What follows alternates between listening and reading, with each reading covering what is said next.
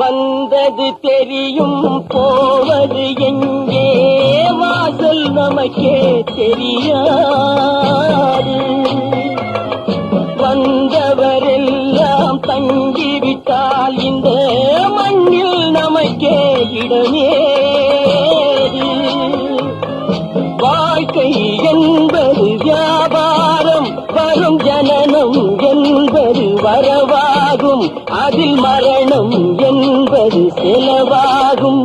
போனால் போகட்டும் போடா, போனால் போகட்டும் போடா. இந்த பூமியில் நிலையாய் வாழ்ந்தவர் யாரடா? போனால் போகட்டும் போடா.